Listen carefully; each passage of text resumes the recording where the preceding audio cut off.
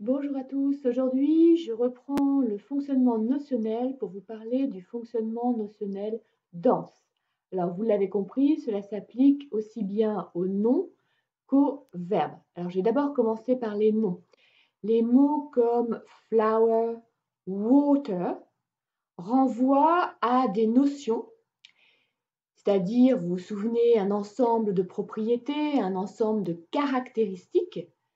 Et parmi les caractéristiques du nom flower, de la notion qui correspond au nom flower, ou parmi les caractéristiques de la notion qui correspond au nom water, il y a une caractéristique que vous n'allez pas trouver dans le cas du fonctionnement notionnel dense, c'est celle de forme, de format, de forme définie, de découpage.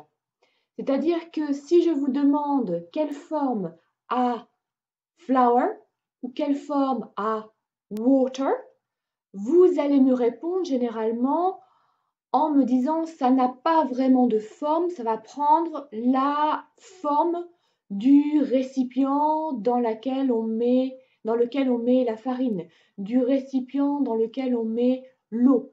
Si je parle de spoon flour, eh bien, la farine va prendre la forme incurvée de la cuillère. Si je parle de a glass of water, l'eau va prendre la forme du verre. Selon la forme du verre, elle sera plus ou moins ronde, carrée, etc. Si je dis a bowl of water, l'eau va prendre la forme du bol.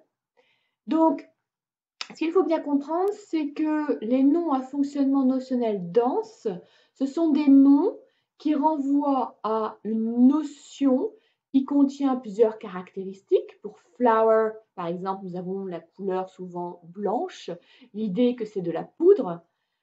Pour water, cela renvoie à un liquide transparent qui désaltère. Ça, ce sont les propriétés attachées à la notion flower ou à la notion water.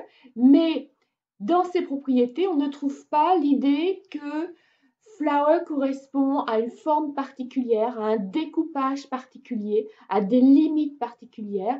Même chose pour water. Alors, il y a quantité de mots comme cela, de noms comme cela, bien sûr, en anglais. Je vous ai pris seulement deux exemples, flower et water, pour vous expliquer que le fonctionnement notionnel dense correspond à, eh bien, des notions qui n'ont pas de limite en elles-mêmes, n'ont pas de délimitation de forme, de format en elles-mêmes.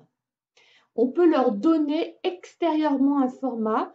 Dans le cas des noms flower et water, on va utiliser ce qu'on appelle souvent des dénombreurs. A glass of, a bowl of, a spoon of, par exemple, permettront de formater, de donner une forme, de délimiter une certaine quantité de flower ou de water. Et on a exactement la même chose en fait avec des verbes comme walk et write, avec des verbes en fait qui renvoient à des activités. Ce peut être des verbes intransitifs comme walk, il est souvent employé de façon intransitive, ou des verbes transitifs comme write.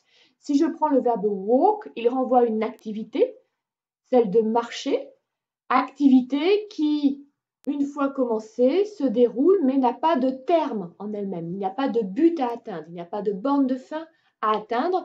Quand on a la notion walk, on se représente la notion walk comme le fait d'utiliser ses jambes ou ses pattes si on parle d'un animal ou d'un insecte pour favoriser un mouvement, mais ce mouvement est un mouvement qui n'est pas délimité, qui n'a pas de terme en lui-même. Même chose pour write.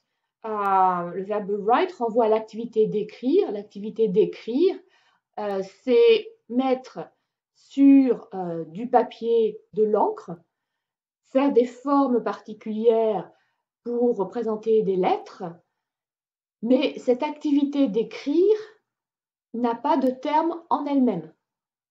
Si vous voulez quantifier, délimiter les activités de walk et de write, une fois l'activité commencée, la borne au début ouverte, si vous voulez construire une bande de fin pour les activités walk et write, vous avez besoin, dans le cas de walk, d'un circonstant, un circonstant par exemple de temps, qui va indiquer combien de temps a duré l'activité de walk. Elle va être délimitée. I walked for 2 hours this morning, par exemple.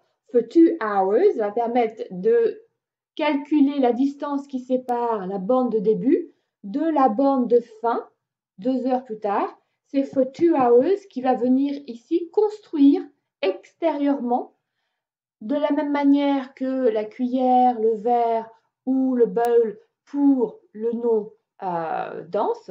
C'est le circonstant de temps for 2 hours qui permet de délimiter l'activité, de lui construire extérieurement une borne de fin, une borne de fin. Même chose pour write.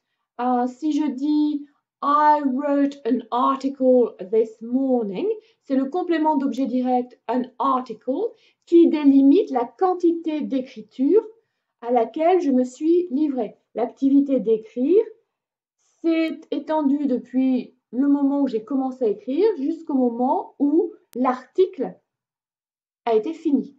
Une fois fini de rédiger mon article, j'ai cessé l'activité d'écrire. Donc c'est bien extérieurement, grâce au complément d'objet direct an article, que je construis ici le terme de l'activité write. Donc les noms ou les verbes qui ont un fonctionnement notionnel dense renvoient en fait à soit des notions comme flower, water, des notions que l'on peut délimiter par des contenants, soit des activités que l'on peut délimiter par des circonstances de temps, le plus souvent, ou parfois des compléments pour créer de l'extérieur une limite. Mais la délimitation, le format est donné de l'extérieur. Il n'est pas contenu dans la notion en elle-même.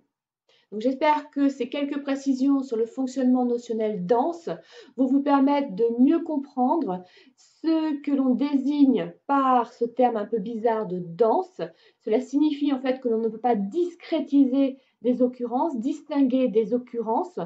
Cette distinction ne peut se faire que par une délimitation extérieure qui n'est pas propre, qui n'est pas le propre de la notion à laquelle renvoient ces noms ou ces verbes. Je continue prochainement dans une vidéo sur le fonctionnement notionnel compact. Bon courage à tous et à très bientôt.